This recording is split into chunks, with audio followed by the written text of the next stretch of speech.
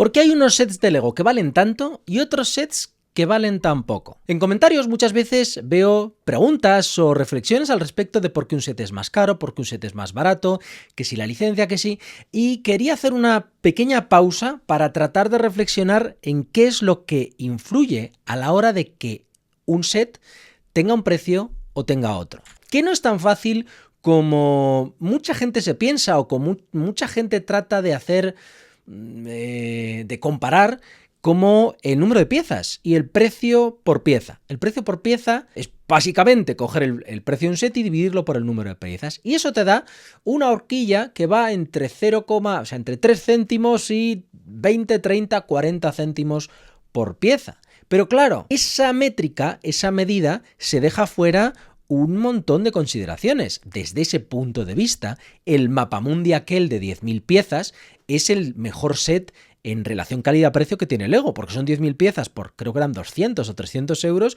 claro, el ratio de precio por pieza te sale enanísimo. Pero es que todas las piezas de ese set son piezas de 1 por 1, que no tienen prácticamente valor. Y de hecho, si lo miras así, casi hasta el set sale demasiado caro. Otra de las métricas que solemos usar, u otra de las comparativas que solemos usar para tratar de mitigar el efecto de que unas piezas sean grandes y que otras piezas sean más pequeñas, es el peso del set. Hay webs por ahí incluso que tienen los precios de los sets, o los pesos, perdón, de los sets, y yo muchas veces hay en reseñas en las que os comparo dos pesos de sets para que podáis evaluar si es mejor valor un set o mejor valor otro set. Sin embargo, creo que el peso del set también se está dejando fuera un montón de consideraciones que en el fondo Lego tiene en cuenta y nosotros los consumidores no. Como por ejemplo el tamaño de las piezas. Y no solo el tamaño de las piezas por la cantidad de plástico que le metes a la pieza,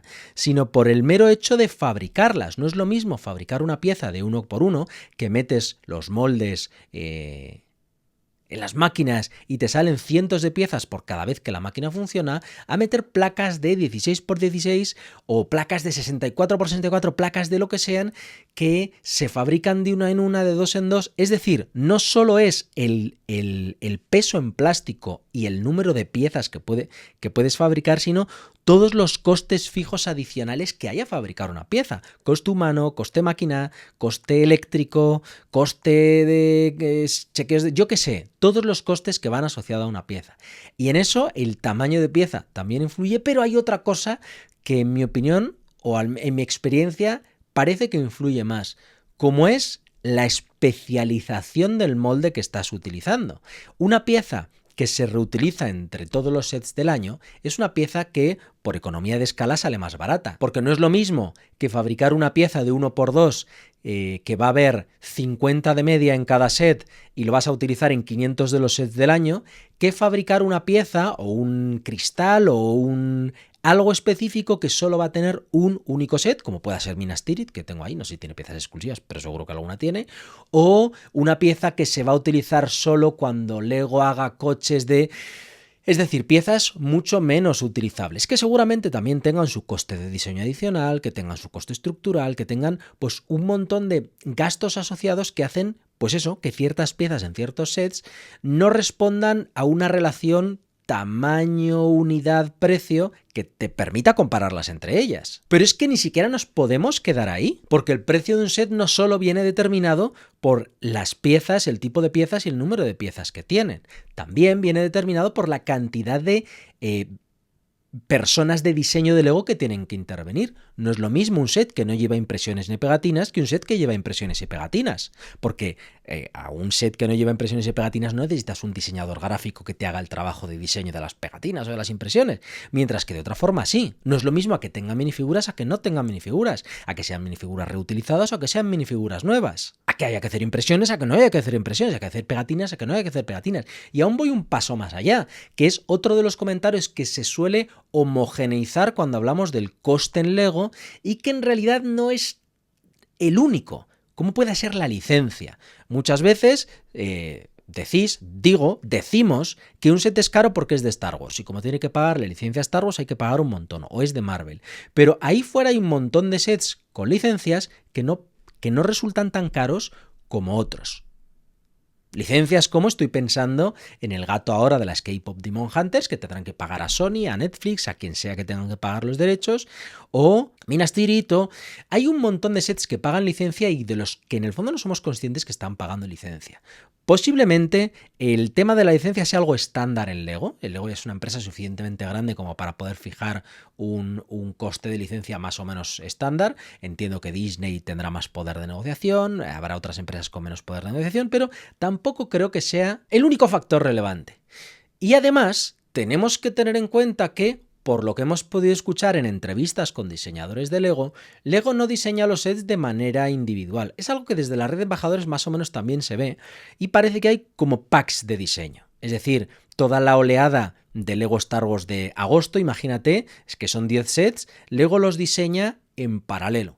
Y lo que parece que hacen es asignar un presupuesto completo para ese pack de sets y luego es el equipo interno el que va distribuyendo más o menos el coste, las piezas y cómo reparten esa cantidad de presupuesto, esa cantidad de dinero entre los distintos sets. De tal forma que yo me imagino que si son 10 sets, luego les dice que tienen esa cantidad de piezas, que tienen esta cantidad de presupuesto y que al final el PVP de la suma de todos tiene que ser, pongamos, 1.000 euros. Si tienen 10 sets, podrían hacer 10 sets de 100 euros y quedarse tan a gusto, o podrían hacer 5 sets de 200, o podrían hacer unos sets muy baratos y unos sets muy caros, y algo que está demostrado a día de hoy es que a veces quitan piezas de un set para dárselas a otro, tratando de mantener el PVP exacto. Es decir, que donde vemos un PVP, donde vemos un precio de venta al público con una cantidad determinada, eso ni siquiera tiene por qué significar que tenga tantas piezas, tanto peso, tanto material, porque los propios diseñadores le han podido robar parte del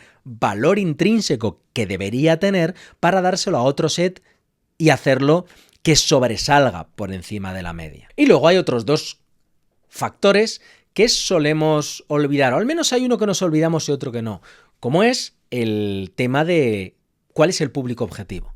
No es lo mismo hacer un juguete para niños que hacer un set pensado para adultos en un rango de precio determinado. Un set para adultos, un set para Minas Tirith, no es para niños, en el que tú puedes hacer un incremento del precio solo por el mero hecho de que, como es para adultos, tienes más margen para hincharte los bolsillos. Y ahí yo creo que está el último factor que no podemos tener en cuenta porque no conocemos, y es cuánto quiere Lego enriquecerse los bolsillos con cada uno de los sets, porque puede parecer que Lego siempre gane lo mismo, que siempre tenga una regla de ganamos un 30% por encima de nuestros costes fijos, por decir una cifra.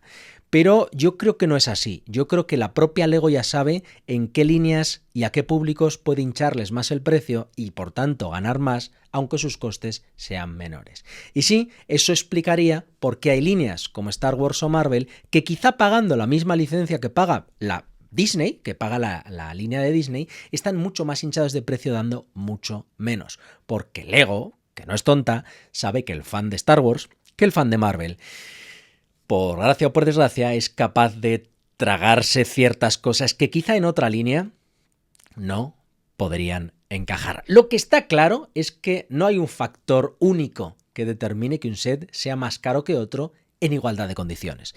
A veces es la licencia, a veces son los moldes, a veces es el trabajo de diseño que hay detrás, a veces es la avaricia del Lego, e incluso a veces lo contrario, la generosidad del Lego, porque ya te digo que hay sets que, bueno, deberían costar más y al final no cuestan más. Así que, aunque es un tema que me fascina, es un tema que para el que de verdad me encantaría sentarme con la gente de planificación del Lego y ver cómo hacen este tejemaneje de márgenes, de precios, de costes, de valoraciones, es algo sobre lo que nunca tendremos una respuesta clara y, como suele hacer la ciencia, solo nos podemos basar en la observación de lo que van haciendo. Y aunque a veces hacen cosas que no hay por dónde cogerlas, en realidad sí que hay un par de cosas que podemos afirmar. Si es Lego, Star Wars, 18 años o más, va a ser de lo más caro que te vas a encontrar en el mercado. Mientras que si es casi cualquier otra línea, los precios suelen bajar. Pero bueno, esto es la reflexión, comentario que quería hacer al respecto del precio. No todo es tan sencillo como el número de piezas, no todo es tan sencillo como el peso, no todo es tan sencillo como la línea, la franquicia. Hay 1.000.000 de consideraciones, entre las que algunas de ellas son las que se me han ocurrido a mí, que te acabo de contar, pero ¿qué más cosas crees que tienen ellos en cuenta a la hora de fijarle un precio a un set? Te leo en comentarios. Y ahora sí, hasta aquí el fragmento. Si estás viendo el episodio completo en el canal principal, en Todo Brick, te dejo que sigas con el episodio. Y si estás viendo este fragmento en el canal secundario, en el rincón de Todo Brick, te invito a que veas esta otra reflexión. Chao.